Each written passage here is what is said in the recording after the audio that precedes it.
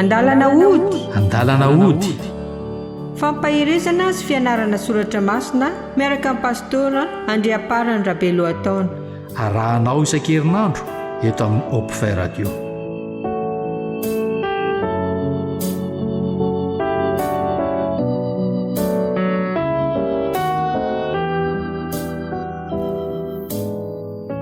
Manolotra ny araba ho antsika rehetra indray mpanaraka an'izao fandarana fampahirezana mitondra ny lohateny hoe an-dalana mody izao ny tenako Pasteur Andriamparany Rabelohataona. Melohany anoko afantsika ny tenin'Andriamanitra dia andehantsika nondrika ny lohantsika hivavaka.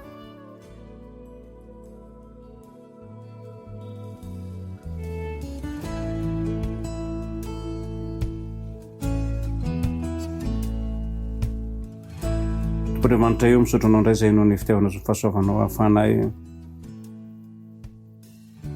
mandinika ny teninao sy mifampahery sokafo ny foam-pananay ary mitenena aminay tsy avy tononona sangatana aminaranao zany Jesosy. Amen.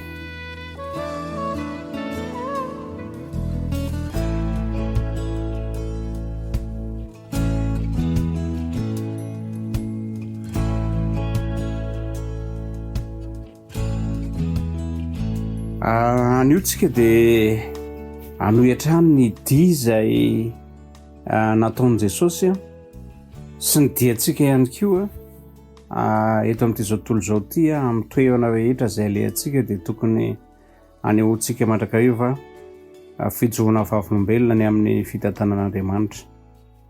Jesosy dia tonga tamin'ny toerana anankiray izay andehanany hamita ny fitoriana ny tenin'Andriamanitra sy fijohona vavolombelona eo amin'izany toerana izany rehefa avy namoaka demonia izy nanao asa maro mahagaga tamin'ny fanasitranana ilay nanana demoniaka ary tonga tamin'ny toerana anankiray izay anohizany ny fitoriana ny tenin'Andriamanitra tao amin'ny tanàna antsoina hoe Dekapolisy no nisy azy. Rehefa tonga teo izy dia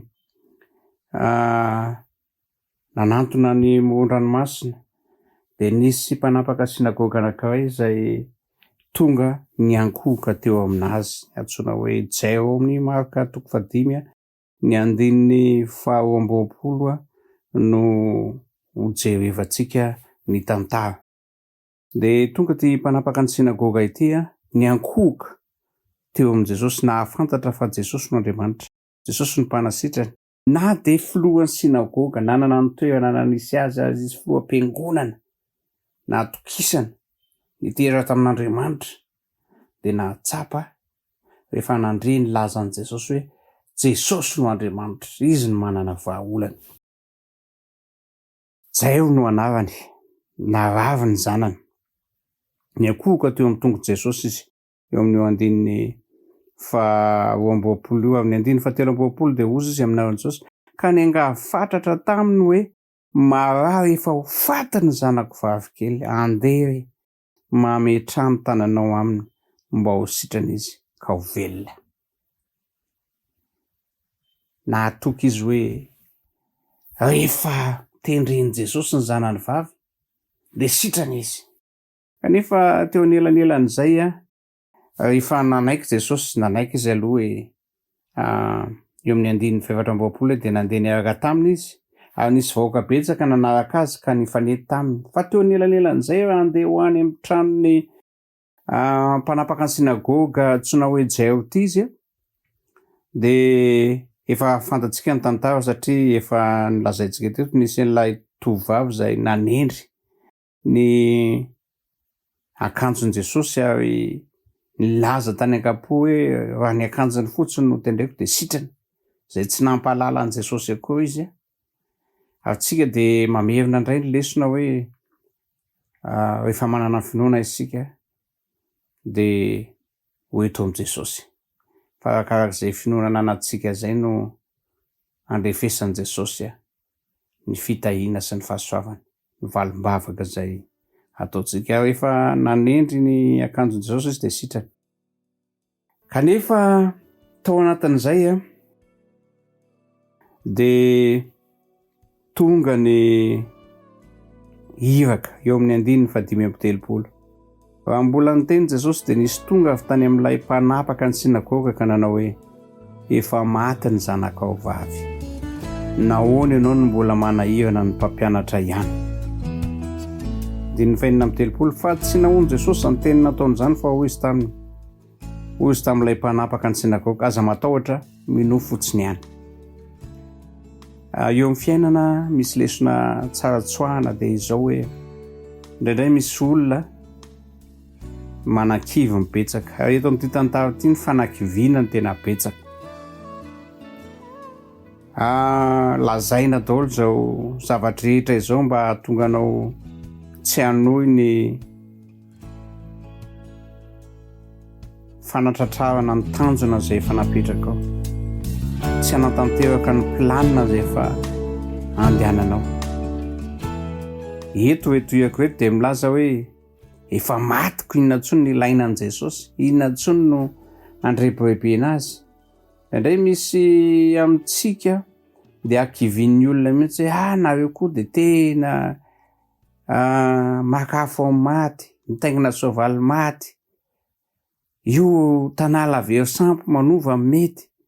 Zao fanaratsiana rehetra zao anakiviana mba hahatonga anao hitodo na hiverin-dalana na hiova lalana na hiala amin'ny tanjona zay efa napetraka, de matetika mitranga zany eo amin'ny fiarahamonina misy atsika.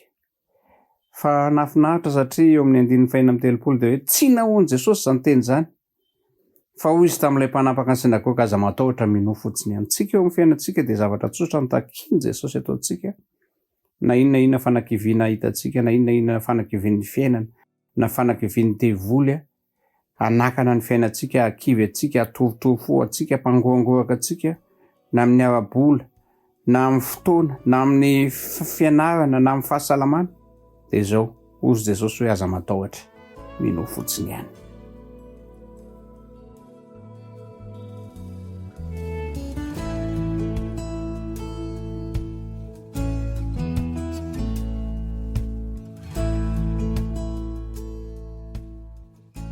De amin'ny 7:3 tsy nisy olona velany anaraka azy afa-tsy Petera sy Jakoba, Jaona, rahalahin'i Jakoba avy.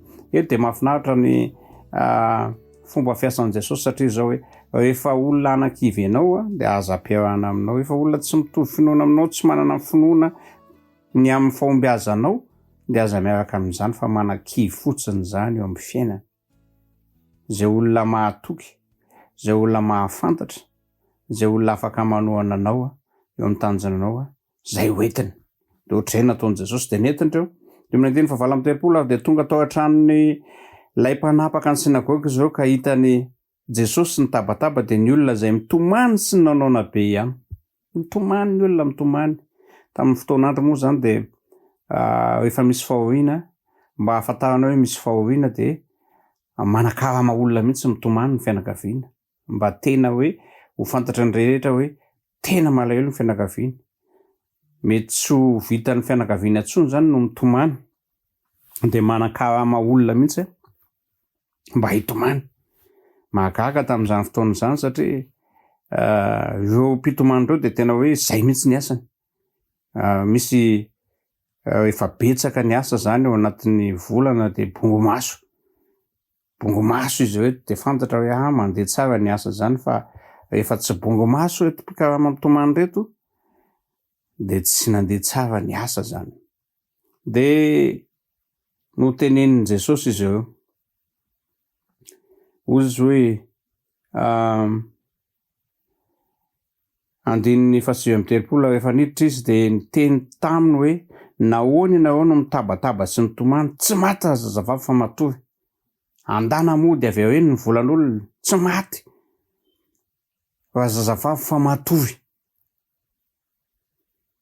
9:30 le olona nitomany gogogo tamin'ny ranomasy teo dia niome azo fatratra ny olona, lasa fimezana indray satria mahagaga tokoa fa rehefa tsy eo aminao ny finoana ka raha misy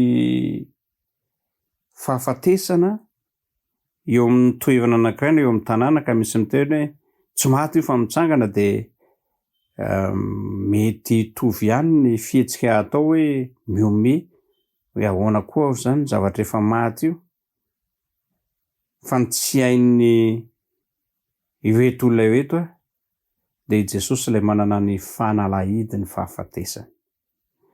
Izy no afaka miteny hoe tsy maty io dia tsy maty. Jesosy no manana feo izay afaka henon'ny maty anepasana. Jesosy no manana an'izany feo izay renireo izay efa nodomandry rehetra rehefa miantso Jesosy.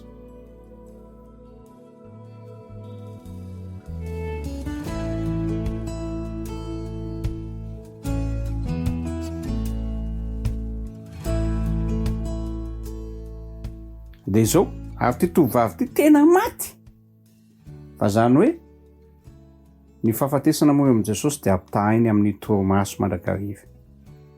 Hitantsika tsara mbola hojerentsika ny tantaran'i Lazarosy amin'ny fotoana manaraka fa rehefa maty Lazarosy dia ozy hoe matory Lazarosy. Eto koa ty tovovavy ty dia lazaina hoe tsy maty zazavavy fa matory dia niome azo fantatra ny olona satria tsy hain'ny olona ny dikan'ilay hoe matory. Dikan'ilay hoe matory dia Jesosy afaka mamoha azy. Maty tokoa izy fa ny dikan'ilay matory rehefa eo Jesosy dia afaka foazy. Dia ny azo fantatra ny olona fa nandroaka azy rehetra izy dia nitondra ny ray aman-dren'ny zazavavy mba amin'izay olona eo aminy ka niditra tao amin'izay nisy an-drazazavavy. Dia mbola mamerina indray ny fihetsika izay efa nataon'i Jesosy teo aloha hoe tsy navela nisy hanaraka azy ny olona afa-tsy Petera dia Jakoba ary Jaona rahalahin'i Jakoba. Zay ihany netiny. Dia teto indray zany ndroahany daholo ny olona, ndany nareo mody, ndana. Aza mitomany, ndana, ajanony deny zao io fitomanisana io fa tsy maty zazavavy. Dia izao ireo ray aman-dreniny no netiny. Sy izay olona teo aminy ka tena hoe nahatsapa ny toe-javatra nisy. Ary mazava ho azy moa zany fa i-Jairo koa teo amin'ny andininy 120 dia ozy hoe dia nandray ny tanan-drazazavavy izy ka miteny taminy hoe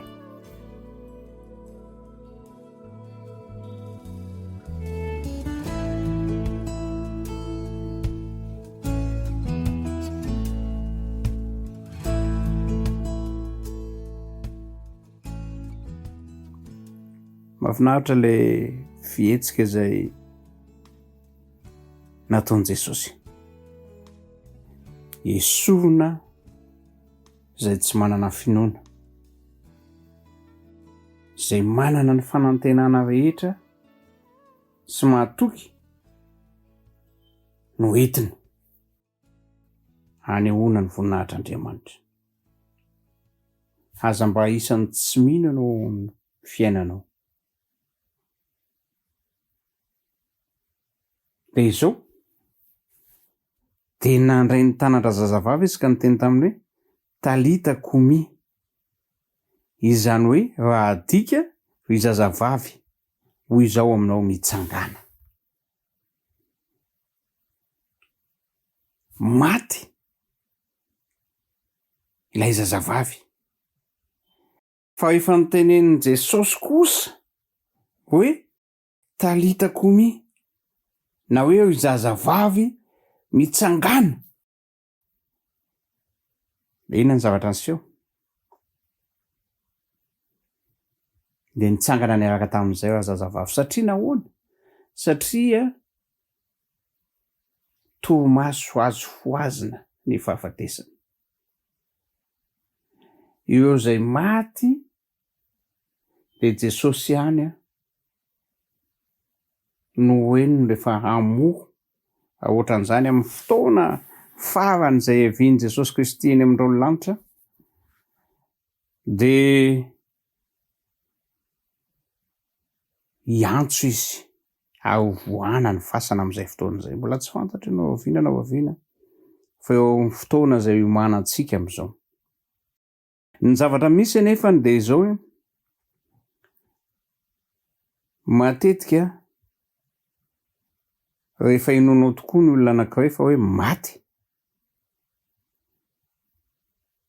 dia ny zavatra mampatahotra anao indrindra ny fitsanganany eo ny eo. Jerevanao eo maty, dia raha mitsangana tampoka eo io, dia matahotra ianao. Satria tsy resy lahatra ianao ny amin'ny herin'Andriamanitra, fa iverinao fa ny herin'ny devoly no mipetraka, dia lasa matahotra ianao. Ary izay no mahatonga an' Jesosy izay olona manana fanondriana tanteraka nitsangana an'izany zaza izany no nentiny, dia izay le reo ray aman-drenindreo sy ny fianakaviana akaiky. Ny fanondrinindreo dia nitsangana ny zanany. Fa raha ny hafa mijery kosa sy mahafantatra ny fahafatesana hoe maty, raha sendra mitsangana izany olona maty izany, dia matetika ny olona hoe mirifatra mitsoaka. Efa betsaka ny tantara izay nahenona mitovitovy amin'izany, mitsoaka. Satria tsy manana fanantenana, tsy manana finoana ary tsy mino ny fahagagana. Fa i Jairo kosa dia nino an'izany. Dia ozy izy, dia nitsangana niaraka tamin'izany izay razazavavy ka afaka nandeha.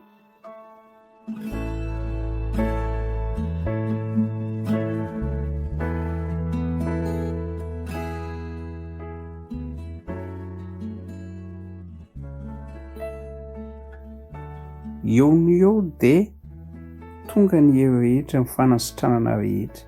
Raha tsy afaka nandeha nandritra ny fotoana maro, efa nijerevana ny vahaolana rehetra, nijerevana ity mpanapaka ny sinagoga ity, aiza ny misy nitolona tamin'Andriamanitra. Fa azo antoka fa Andriamanitra izay nivavahany naneho azy an' Jesosy Kristy ilay Andriamanitra velona tamin'izany fotoana izany. Dia tadio fa amin'ny fitolomantsika ambavaka io, amin'ny toe-javatra trehintsika, dia velona Jesosy. Eo akaikintsika Jesosy. Miaino ny tonom-bavakantsika Jesosy. Tsisy mafy noho izany hoe manangana amin'ny maty izany. Tsisy mafy noho izany. Hain' Jesosy izany. Vitan' Jesosy izany. Maika ny olana izay atrehantsika dia apetrao aminazy. Fa izy no hitondra vahaolana maro atsika. Dia eo amin'ny tohiny 9:27 iny dia ozy hoe, dia nitsangana niaraka tamin'izay zazavavy ka afaka nandeha fa efa 12 taona izy. Ary niaraka tamin'izay dia talanjona indrindra ny olona. 13:20 Ary Jesosy nandrara azy mafy mba tsy ho fantatr'olona izany, ary nasaina nomena hanina razazavavy. Andramo ka zaho fa tsara Jehovah. Talanjona rehetra. Nipofona fa velona ity zazavavy ity dia nomena sakafo, nomena hanina, nampisotroana rano, niverina indray eo amin'ny fiarahamonina. Vatsapanao fa kivy ianao ny fihinanao. Vatsapanao fa mafy ny manjoanao. Vatsapanao fa mavesatra ny fiainanao. Vatsapanao fa tsy ho vita tsony ny toe-javatra atrehanao. Mampite amahana ny tantaranao. Dia tady teo fa eo amin'i Jesosy misy fiainana afaka andehananao ao anatin'ny fiainam-baovao. Feno fandresena, feno fanantenana, feno fifaliana, feno fiadanam-po.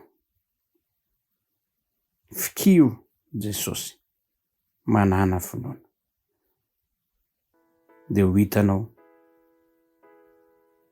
ny fahagagana ataon'Andriamanitra aminao, ny fahagagana ataon'i Jesosy aminao eo amin'ny fiainanao manontolo. Ho an'Andriamanitra ny voninahitra andehantsika hanondrika ny lohantsika hamarana an'izao fotoana izao ambavaka.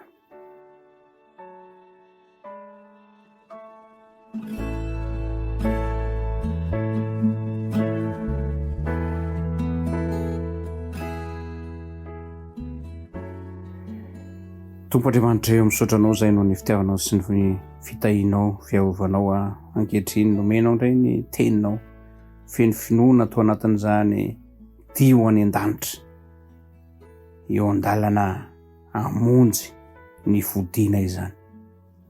Fahagagana, miampy fahagagana nataonao amin'ny fiainanay. Ary teo amin'ny dia izay nataonao eny an-dalana dia manasitrana ianao. Na efa misy tanjona izay ho trantravina dia manatanteraka fahagagana mandrakarivinao. Ary amin'ny izay heverin'ny sain'olombelona fa tsy vita intsony aza dia miditra an-tsehatra mandrakarivinao. Midira an-tsehatra amin'izay miaino rehetrarehetra Tompo, fa ao ny tonombavaka mangina izay asandratry ireo. Tononona sangatana aminaranao izany Jesosy. Amen. Dia mametraka ny mandra-piresaka amintsika rehetra indray Andriamanitra fiadanana momba antsika. Veloma tompoko.